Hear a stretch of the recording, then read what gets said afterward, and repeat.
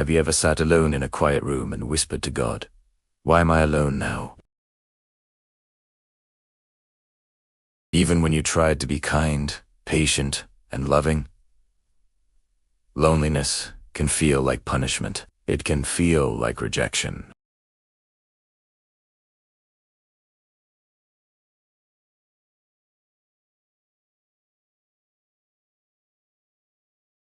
This story is about loneliness, faith, and how God gently prepares a heart by quieting the world around it. Please stay until the end.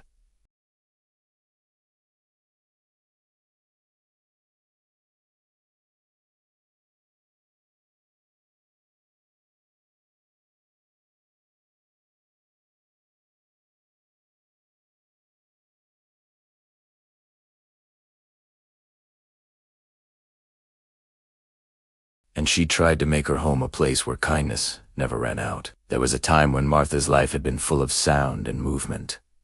Her husband was strong and cheerful. Their son Daniel was curious and energetic. Together, they worked the land, shared meals, and prayed before sleep. Martha often thanked God for giving her enough, not wealth, not luxury, just enough love to feel complete. Then one winter, sickness came quietly. Her husband grew weaker with each passing day. Martha stayed beside him, holding his hand and whispering prayers. When he passed away one morning, the house felt suddenly too large and too silent. Martha cried alone, asking God why love had to hurt so deeply. Yet in that grief, something unexpected happened. Alongside the pain, she felt a strange call, as if God was reminding her that his presence had not left with her husband. The silence hurt, but it was not empty. After her husband's death, Martha's body grew slower, but she continued her days with prayer. When Daniel grew older, he left for the city, promising to return often.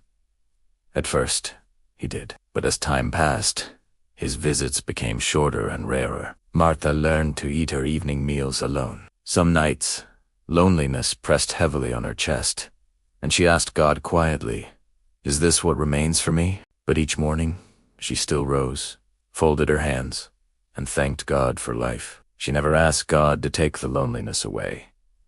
She only asked to be useful. Martha cooked simple food and worked in her garden. Children passing by often stopped at her gate, and she welcomed them with bread, fruit, and stories. Some villagers wondered why she gave so much when she lived alone. Martha would smile and say, "Loneliness is not empty when God is present." One summer, Daniel returned, looking tired and restless. He watched his mother serving others and said, "Mother, why do you work so hard? People will forget you.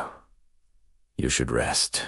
Martha looked at him with soft eyes. "My son," she said, "God has not forgotten me, and as long as I can give love, I am not alone." Daniel didn't understand.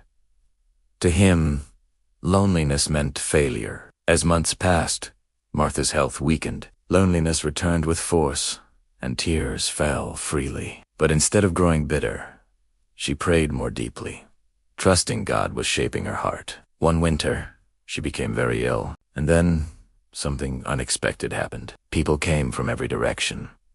Women brought soup. Children sat by her bed. Men prayed outside her house. In that moment, Martha realized none of her kindness had been lost. God had kept it all. Daniel rushed back. When he saw so many people caring for his mother, his heart broke open. Crying beside her bed, he said, "Mother, you are never alone." Martha smiled weakly and whispered, "God never takes love away. He only moves it." After she recovered, Daniel begged her to live with him in the city. At first, Martha felt lonely in the loud apartment, but one day, Daniel took her to a home for orphan children. When he said she could help there, Martha felt tears fill her eyes. She cooked, told stories, and held children when they cried. They called her Grandma Martha. Her heart felt full in a new way. Years passed. When Martha passed away peacefully, children, neighbors, and strangers came to honor her. Daniel stood quietly, understanding at last that his mother's lonely seasons were never empty. They were guided, and this is the lesson. When God makes you lonely, He is not punishing you. He is preparing you. He removes noise so you can hear love clearly. He removes people so your heart can grow wider. If you feel lonely today, remember God may be shaping you into a light for someone else. Love given through God never disappears. It only finds new places to live. Thank you for watching. If this story touched your heart, please like and subscribe for more content that feeds the soul.